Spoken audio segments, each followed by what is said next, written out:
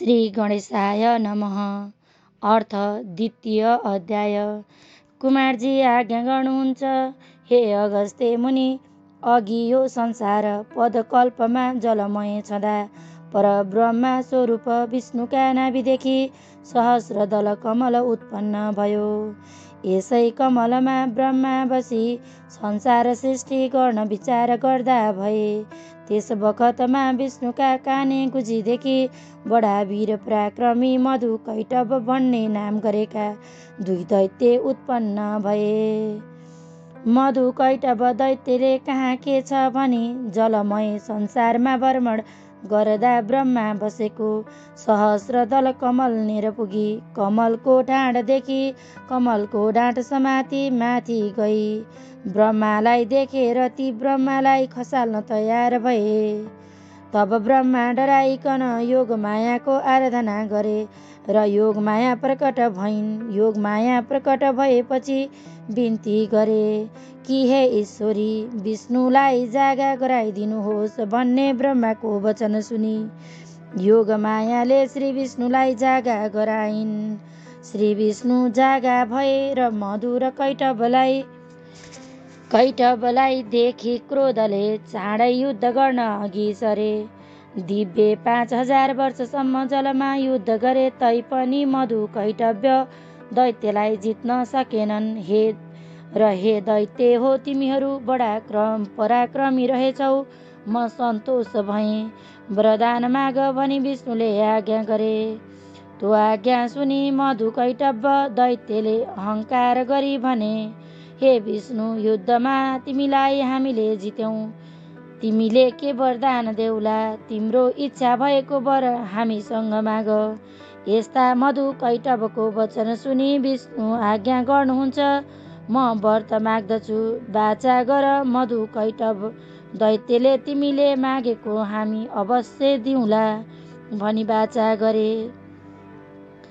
तब विष्णु आज्ञा गर्दछन्, के दैत्य हो, अरू थोक के वर मागौँ? तिमी दुवैलाई म मार्छु, मेरा हातबाट मर। यस्ता विष्णुका वचन सुनि मधु कैटभ दैत्यले भने, हे विष्णु, तिमीले कपट गरी वर माग्यौ तापनि हामीले वाचा गरेका छौँ, दिन्छौँ। अब के गरौँ भनी मनमा विचार गरी सब जलमय संसारदेखि विष्णुसँग भने, हे विष्णु, हामीलाई जल नभएको ठाउँमा मार।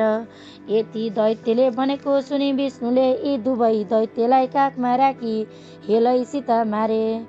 तीनै दैत्यका बोसो शीतकालमा तुषारोले पानी जमे झैँ समुद्रको जलमा जमी पृथ्वी भइन्।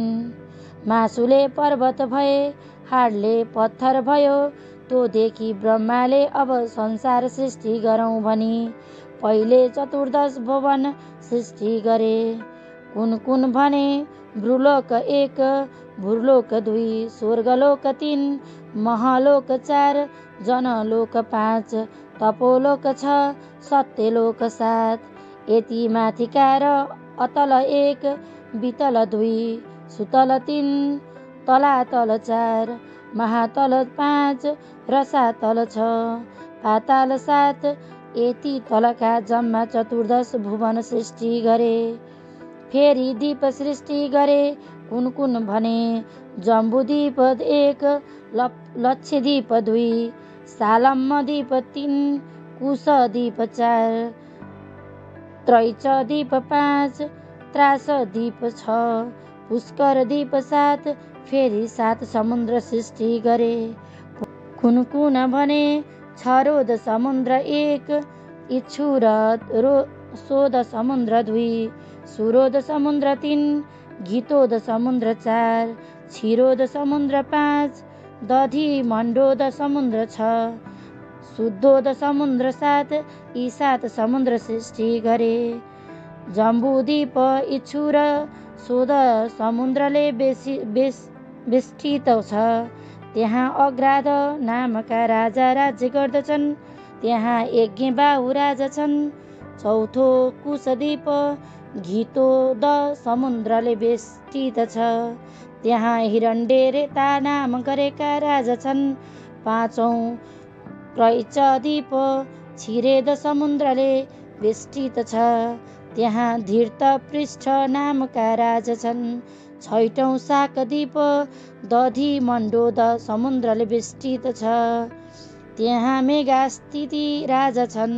सातौँ पुष्कर द्वीप शुद्धोदक समुद्रले वेष्टित छ। त्यहाँ वितिहोत्र राजा छन्। जम्बूद्वीपको विस्तार लक्ष्य योजन छ। यो कमल गट्टा जस्तो गोल छ। यसमा 9,000 योजन विस्तारको 9 वर्ष छन्।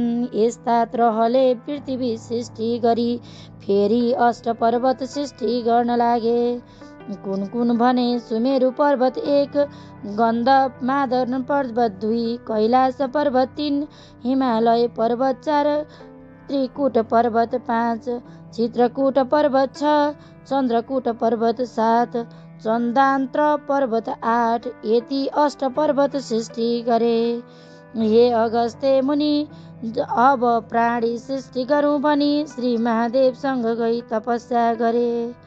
दिव्य 12,000 वर्ष जति कष्ट गरी तपस्या गर्दा महादेव प्रत्यक्ष भई, हे ब्रह्मा, तिम्रो भक्ति देखि म सन्तोष भएँ, वर माग भनी आज्ञा गरेको सुनि ब्रह्माले महादेवलाई नाना प्रकारले पूजा गरी स्तुति गर्न लागे।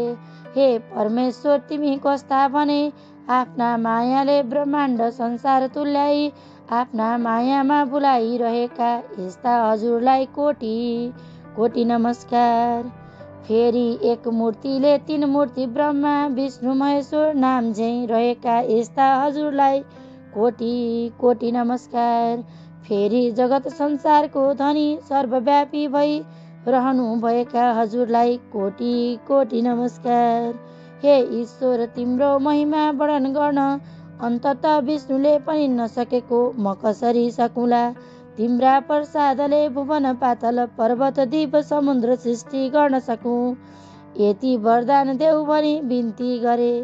यति ब्रह्माले भनेको सुनि महादेवले, हे सुरश्रेष्ठ, सृष्टिकर्ता भएका तिमीले प्राणी सृष्टि गर्न सके भनी वरदान दिए।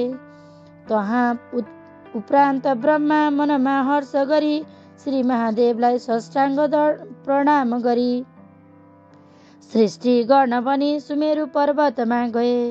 महादेव अन्तर ध्यान भई गए। ब्रह्माले सुमेरु पर्वतमा गई सबलोक, शिवलोक, विष्णुलोक, ब्रह्मालोक, उमालोक, स्कन्दलोक, नाना लोक सृष्टि गरे। सबभन्दा माथि धर्मलोक सृष्टि गरे। फेरि सुमेरु पर्वतका पूर्व दिशामा ऐरावती सृष्टि गरे। आग्नेय कोणमा शुद्धवती सृष्टि गरे। दक्षिण दिशामा हेमपुरी सृष्टि गरे। नैऋत्य कोणमा कृष्णावती सृष्टि गरे। वाक्य कोणमा गन्धवती सृष्टि गरे। उत्तर दिशामा अलकापुरी सृष्टि गरे। ईशान कोणमा यशोवती सृष्टि गरे। यति सृष्टि गरी सकी स्थावर जङ्गल सृष्टि गरे। यति गरी प्राणी सृष्टि गर्न लागे। पहिले काश्यप प्रभृति 100 ऋषि मनले चिताउँदैमा सृष्टि भए। हे अगस्त्य मुनि भनी कुमारले भने, म अगस्त्य मुनि भन्दछन्, हे स्कन्द कुमार, तिम्रो वचन रूपी अमृतका रस मेरा कान रूपी जिब्राले बारम्बार पिउन माग्दछ। सृष्टिको कुरा सुने। अब देवता दैत्य मनुष्य कस्ता रीतले सृष्टि भए तो सुन्नको साह्रै इच्छा भयो। आज्ञा गर। यति अगस्त्य मुनिले भनेको वचन सुनि कुमार आज्ञा गर्दछन्। हे अगस्त्य मुनि, काश्यप ऋषिका अदिति 1, दिति 2, धनु 3, कारा 4, घोडा 5, सिंहिका 6, क्रोधा 7, प्राधा 8, वरिष्ठा 9, विनता 10, कपिला 11, कद्रु 12, मनु 13 यस्ता नाउँ गरेका स्त्री थिए। दितिका गर्भदेखि हिरण्यकश्यप प्रभृति दैत्य जन्मे। अदितिका गर्भदेखि चन्द्र सूर्य इन्द्र प्रभृति 33 कोटी देवता जन्मे। धनुका गर्भदेखि दानवहरू जन्मे। कारा घोराका गर्भदेखि गन्धर्वहरू जन्मे। सिंहीका गर्भदेखि राहु जन्मे। प्राधाका गर्भदेखि रम्भा तिलोत्तमा उर्वशी प्रकृति अप्सराहरू जन्मे। मनुका गर्भदेखि ब्राह्मण क्षेत्री वैश्य शुद्ध यति 4 प्रकारका मनुष्यहरू जन्मे। बलिष्ठा विनताका गर्भदेखि अरुण गरुड सम्पाति मयूर कोलिक हिलचखेवा जीव मुनिजा धोबिनी राजहंस प्रभृति पन्छीहरू जन्मे। कपिलाका गर्भदेखि कामधेनु सिंह शार्दूल बाघ हात्ती घोडा मृग जरायो गैंडा खरायो प्रभृति पशुहरू जन्मे। कद्रुका गर्भदेखि शेषनाग अनन्त नाग वासुकी नाग महापद्रुम नाग कुलिक नाग तक्षक नाग शङ्खनाग यति अष्टनागहरू जन्मे। हे अगस्त्य मुनि यस्ता त्रहले देवता ऋषि यक्ष गन्धर्व किन्नर राक्षस अप्सरा नाग मनुष्य पशु पन्छी सृष्टि भएको देखि ब्रह्माले अब तिनीहरूलाई आहारा सृष्टि गरौँ पनि धान जौ तिल प्रभृति नाना अन्न सृष्टि गरे। हे अगस्त्य मुनि संक्षेपले मात्र कहन्छु, अरू पुराणबाट विस्तार बुझौला। यति सृष्टिका कुरा कहेँ, अब तिमीलाई जे सुन्नको इच्छा छ भनी कुमारले आज्ञा गरे र अगस्त्य मुनि भन्दछन्, हे पार्वती नन्दन, कुन कुन भुवनमा कुन कुन देवता छन्, दिक्पाल कसो गरी भए तो आज्ञा गर। यति अगस्त्य मुनिले भनेको वचन सुनि कुमार आज्ञा गर्दछन्। हे अगस्त्य मुनि, कैलाश भुवनमा श्री महादेव छन्, वैकुण्ठ भुवनमा विष्णु छन्, सत्य भुवनमा ब्रह्मा छन्, उमा भुवनमा पार्वती छन्, स्कन्द भुवनमा म छु, ध्रुव भुवनमा ध्रुव ऋषि छन्, नैऋत्य भुवनमा अरू ऋषिहरू छन्। यति भुवनका कुरा भने अब दिक्पाल भएको कहन्छु। काश्यप ऋषिका पुत्र इन्द्र हिमाल पर्वतमा गई धेरै कालसम्म कष्ट गरी तपस्या गरे। श्री महादेव सन्तोष भई, हे इन्द्र, तिम्रो भक्ति देखेर म सन्तोष भएँ भनी वरदान दिइकन पूर्व दिशाको दिक्पाल भएस् भनी अमरावतीको अघिपति गराई पठाए। फेरि एउटाले गई त्यसै गरी तपस्या गरे।